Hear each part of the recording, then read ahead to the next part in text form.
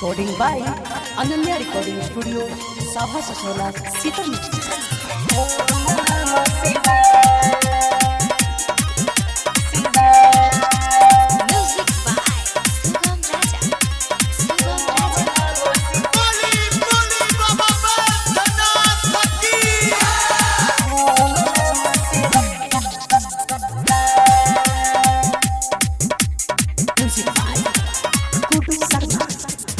लोगों से हमने सुना है बाबा महिमा बहुत निराले है, दर पे जो भी आए वो भी आप ही के दीवाने हैं।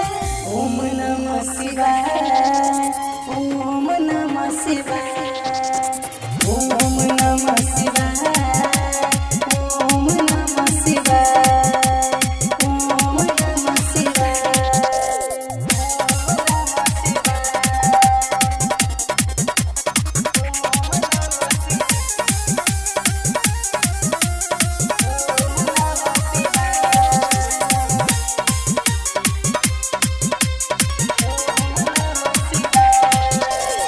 सबको देते हैं महली अटारी, खुद बने भिखारी है।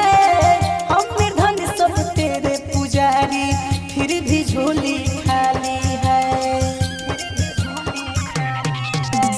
सबको देते हैं महली अटारी, खुद बने भिखारी है।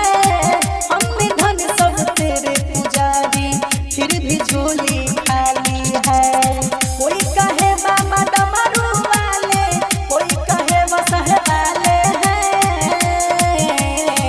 ओम नमः शिवाय, ओम नमः शिवाय, ओम नमः शिवाय, ओम नमः शिवाय, ओम नमः शिवाय।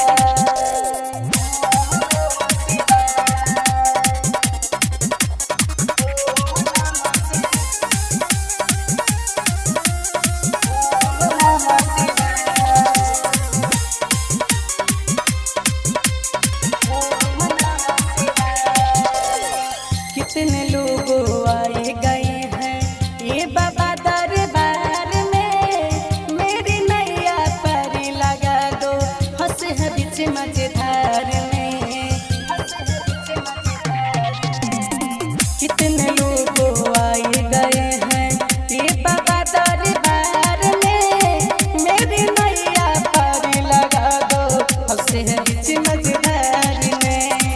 घुटू सुख में आंसू के निराला और जी अपन सुनाए हैं।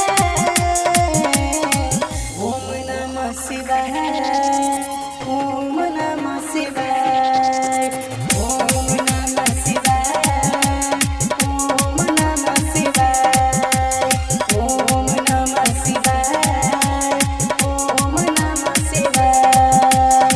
Recording by Ananya recording studio Sabha Sasola Sitamarhi.